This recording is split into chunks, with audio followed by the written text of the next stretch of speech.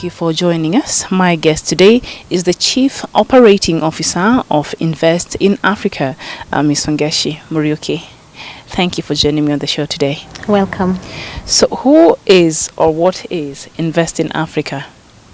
Invest in Africa is a partnership of organizations across different sectors who are working together to support local enterprise and investment into Africa. So when you say it's a partnership, is it an NGO or what is it? We are a not-for-profit organization, although we are private sector-led. Globally, we partner with Tallow Oil, Equity Bank, EcoBank, Clyde & Co., Trace International, and EY. So you partner with the best, basically. Yes, we partner with leading organizations, and we also partner locally with Safaricom, Nation Media Group, Amsco, Shell, among others. Okay. Yes. So what exactly does Invest in Africa do? First of all, our vision is to create thriving African economies. And we do this by promoting trade between big companies, like the names that I've mentioned, international companies and large multinationals. So we work to better connect them to SMEs. Yes, by creating better access to skills, better access to markets and to finance, in order to drive job creation and also enterprise development in this economy. When you talk about to connect these businesses, so how does that happen? What is the process? Do you have a place where, like a marketplace, where people, these companies meet, or explain to us how that works? Okay. Our approach is two-pronged. We have two flagship products. One is the African Partner Pool, or what we call the APP. This is an online technology platform that connects the big companies or big buyers, big local organizations to local SMEs who are vetted by Invest in Africa. And the purpose is to connect them to do business together.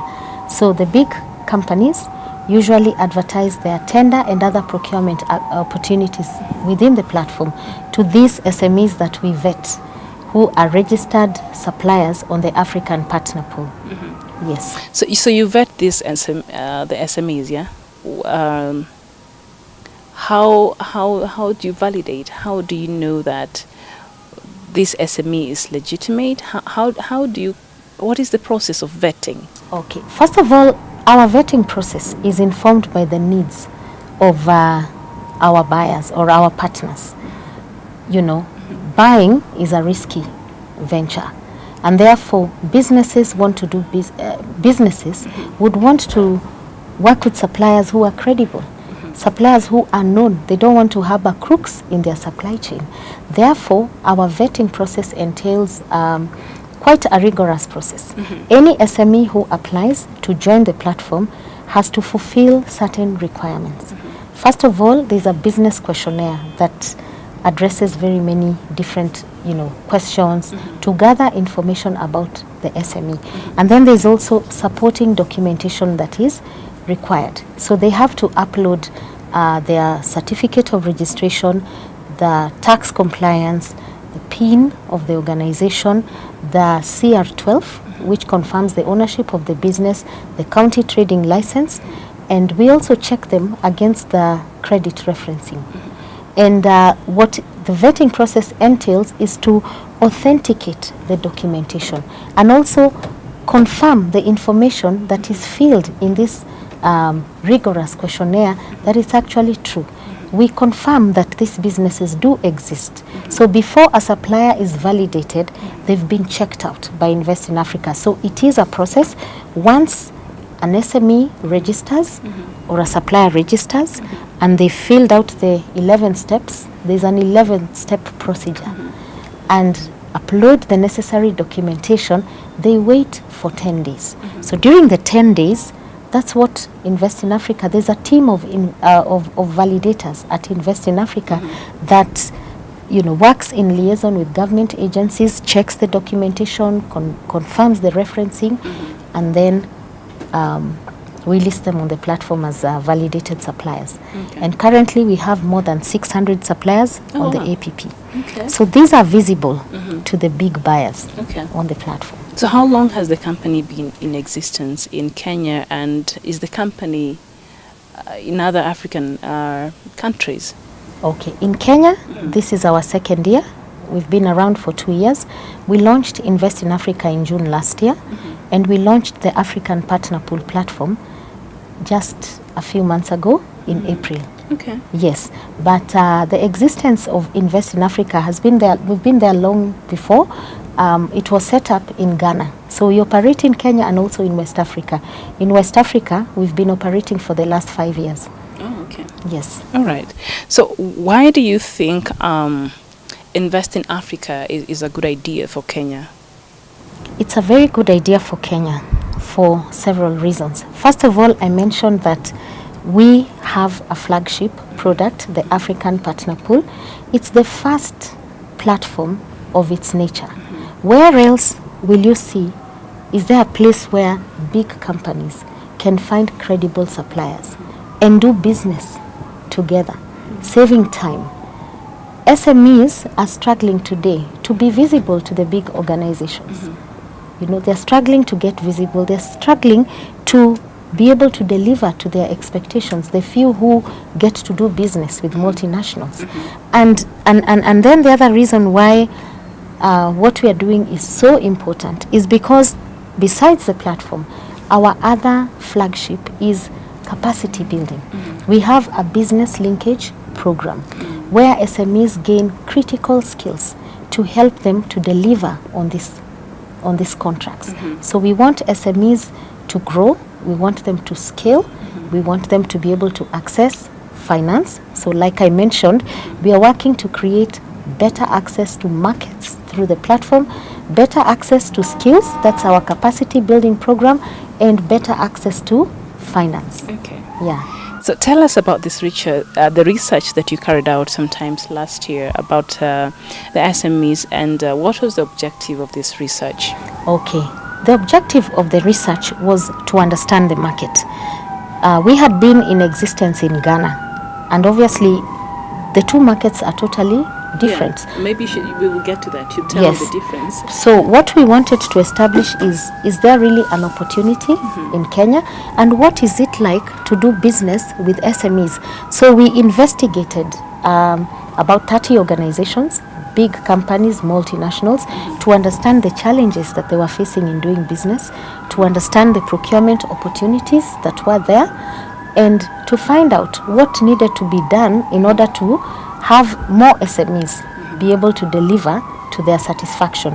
And then we also researched on about 300 SMEs from Nairobi, Nakuru, and in Mombasa.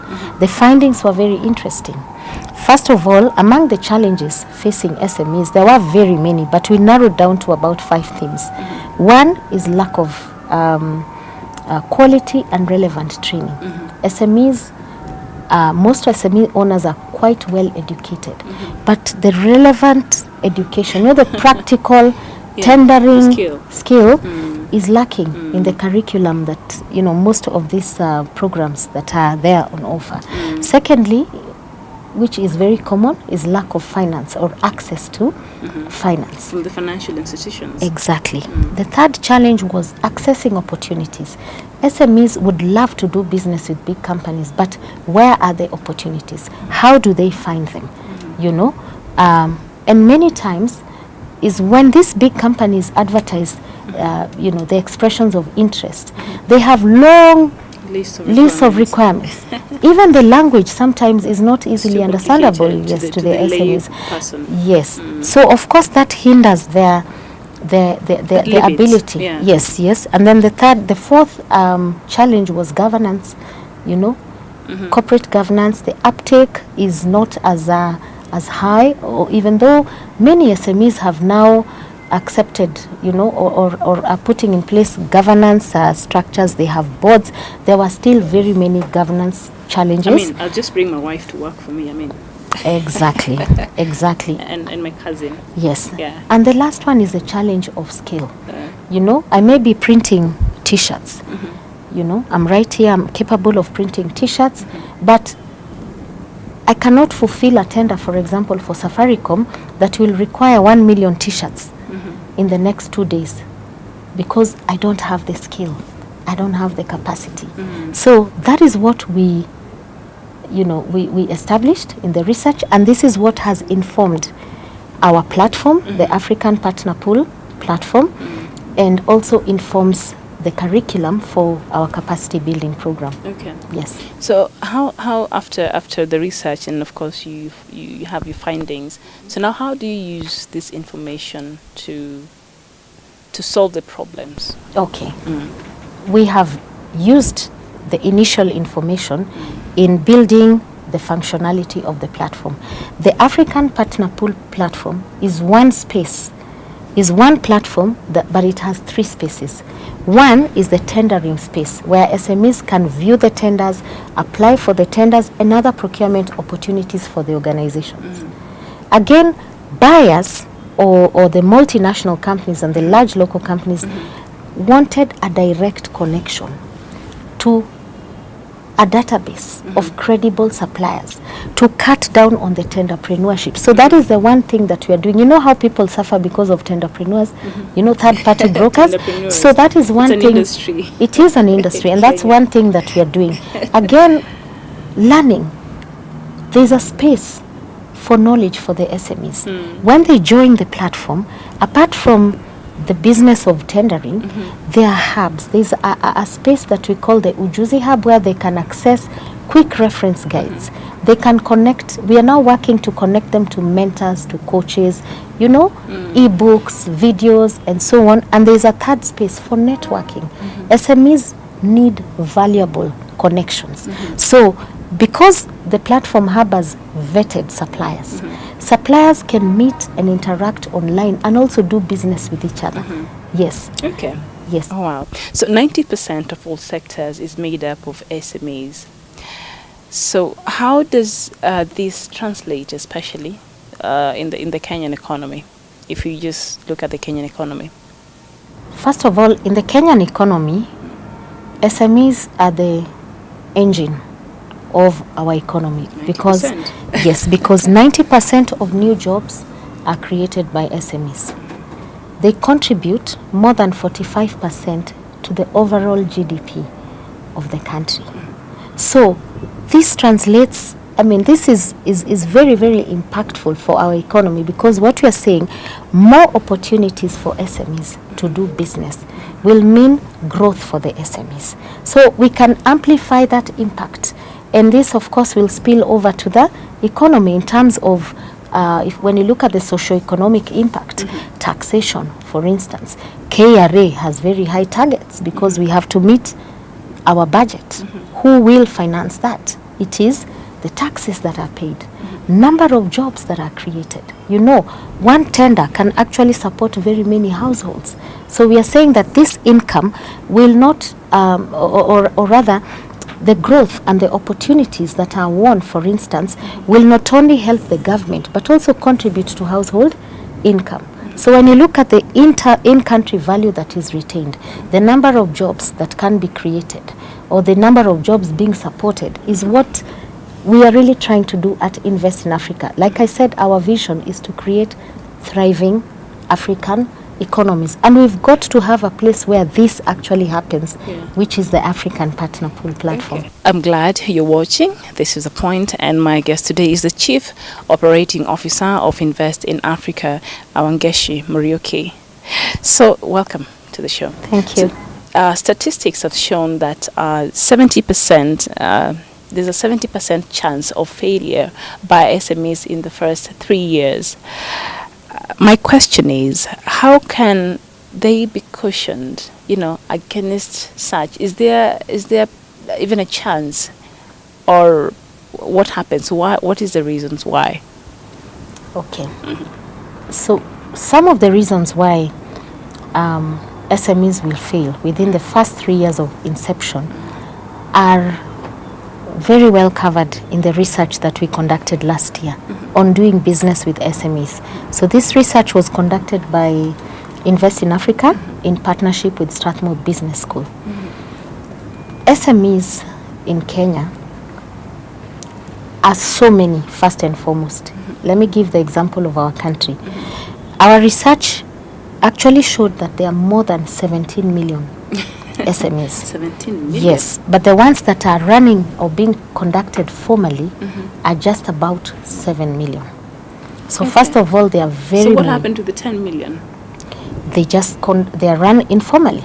Maybe there is an opportunity and you decide to form a company, deliver on the contract, get your money and you go. So entrepreneurs. And Tenderpreneurs. And then you wait for the next time. And then you wait for the next time. Okay. Yes, you know, lack of skills. Most of the SME owners don't really have the requisite skills for running a business. The other thing is, unless you really understand what contributes to the success of an entrepreneur, you'll really never be able to address these problems. We have too many courses, too many programs, too many degree offerings on entrepreneurship.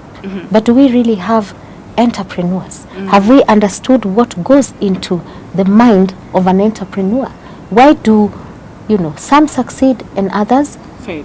fail? So there are very many reasons. Some are very complex, some are simple reasons that can be clearly seen and understood, and that is why Invest in Africa exists.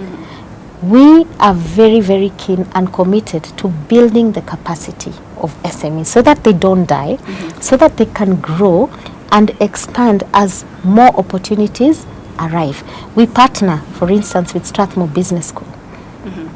And next year we'll be rolling out a very interesting business linkage program for SMEs that are on our platform.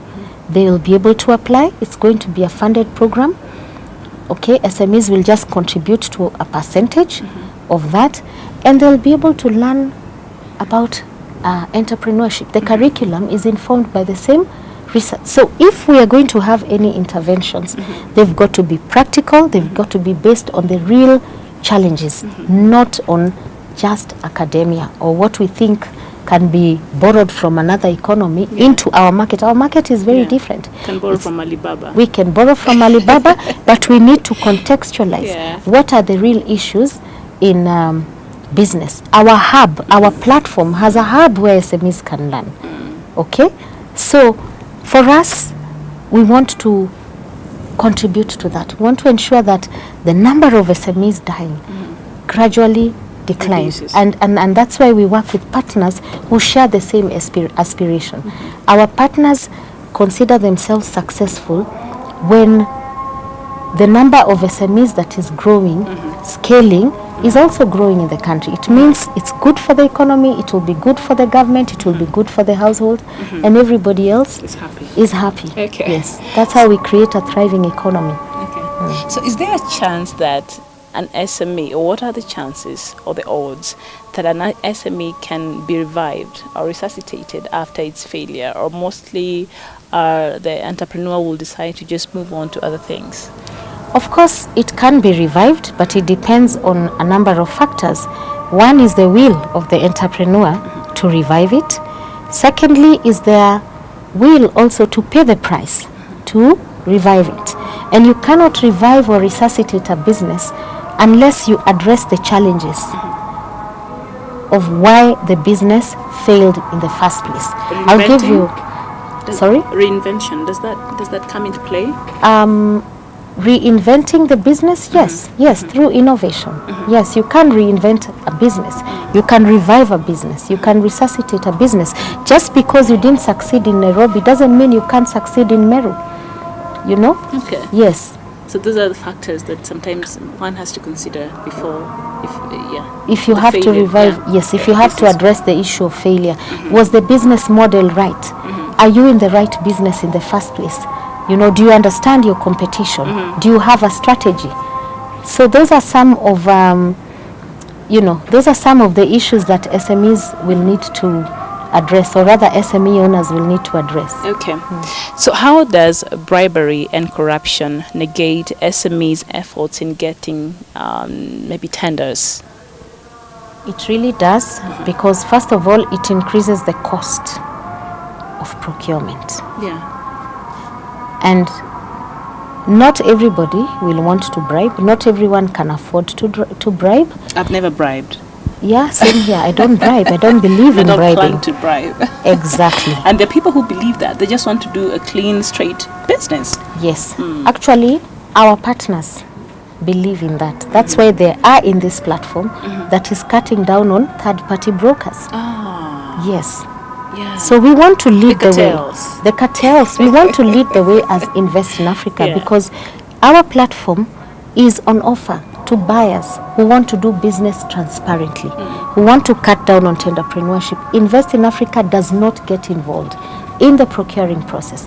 What we have is a base of ready to do business SMEs who have been vetted. We also provide the technology, a procurement platform for buyers to be able to conduct their procurement at a very low cost, at actually the fraction of the cost of acquiring an entire procurement system. Yes. So it does negate, I totally agree, but there is a solution. And it's also the reason why we exist, to overcome the shared challenges of doing business. So we pool our resources and the solutions are informed by the needs of our partners and also the needs of our clients who are the SMEs. Yes. So what is the way forward for Invest in Africa? The way forward for Invest in Africa, we have launched a platform, like I said, 4 months ago. We have 600 SMEs that are on the platform. We want to grow this community to 1,000, beyond 1,000, to 10,000 SMEs, because you're saying the more SMEs, the more the opportunities to grow for them, the more exposure they have. And of course, the way forward is to bring in more and more buyers into the platform, more tenders onto the platform, and to help the SMEs through capacity building to become competitive enough to deliver. So there's so much that is in store. We have financial linkages for the SMEs. They can apply for funding. We link them to banks. Apart from training them, giving them financial training or financial education, there's much more for Invest in Africa. We want to expand into the region. From Kenya, we plan to launch this in Uganda, in Tanzania, in Mozambique, and eventually we'll be across Africa. Yes. Okay. So what are some of the requirements for an SME to even think about coming to join your pool? Okay. The bare minimum. The bare minimum Yeah. is really what our vetting criteria entails. Number one, they've got to be formally registered. And our platform can accommodate anybody, whether it's a youth business, a woman-owned business, whether the business is a partnership or whether it is a cooperative. So we cater for any type of business. The second requirement is tax compliance. That is really basic for governance because we are promoting corporate governance in this country. So they've got to be And tax good compliant. corporate governance for that. Good corporate governance for that. Yes. So they have to be tax compliant. They have to submit their CR12. That document is issued at the company registrar. Right now, it is a requirement for any limited organization during the application process to verify the ownership of the business. That also supports our governance, our belief for governance. So there's a CR12, and then they've got to be also compliant with CRB. They should not be listed. Okay, and we need to have their county trading license. Okay. Yes, but of course that's really the basic. And to join the platform, there's a fee. For all that, we charge them 5,000 shillings, which they can pay via M-Pesa. And joining the platform is very simple. You simply log on to www.appkenya.com. You set up your account, pay the 5,000 Kenya shillings, and you start the journey. You start the validation journey with Invest in Africa. And after that, after 10 days, you get feedback on whether you're a validated supplier or not, and you can start applying for the tenders. You can meet the other suppliers online. You can promote your services and goods on Biashara Network, and you can also learn. So we are encouraging SMEs all over the country to join the African Partner Pool because we do exist to support them. So the registration, is it a one-off, or do they have to be paying any other fee after that? It's renewable after 1 year. After 1 year? Yes, it's an annual subscription. Ah, okay. Yes. All right.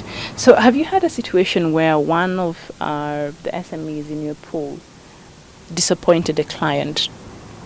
Not yet. And we hope not. you hope not. So tell us about, the partnership with these other companies. You've said major companies are working with you, and it's a partnership. So how are you able to build this trust? Because I know in businesses, trust is very important. How are they able to trust that actually the people that in your pool that you recommend are good for their businesses? Well, the trust element comes from the processes. If the processes are tight, they're solid, and they meet their requirements, then the trust is really there. Again, our partners share the same vision with us. It all starts with the partnership. Sharing the same vision, having the same aspirations, and believing in, supporting job creation. And therefore, everything that we do is also informed by our partners. And we are working to ensure that we deliver value for everyone, for the partners and also for the SMEs. Okay. Yes. Okay. So, of course, 90% of all sectors, comprises of the SMEs. That means this is something that we cannot be ignored as far as the economy of this country is concerned. So more attention has to be paid. What do you think are some of the ways that maybe the government or the offices that are responsible for this, what is it that they can do to make sure that some of these issues and challenges are addressed? First of all, I believe in forming private-public partnerships, what we call PPPs. The government will not single-handedly be able to achieve this objective.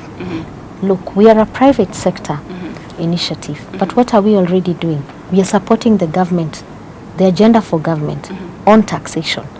Any SME who is not tax compliant will not succeed, will not attain a successful validation process, will not be registered on the platform to the end. And therefore, partnerships with government should be encouraged with the private sector. And we are saying we are out here as private sector. We want to sort out the mess in procurement, or at least we want to make it easy for business. And this is the way also we'll promote investors in an economy, supporting the agenda for government. So everything that we are doing is really aiming at supporting government, from taxation to creation of jobs, and that's how we will be able to overcome these challenges.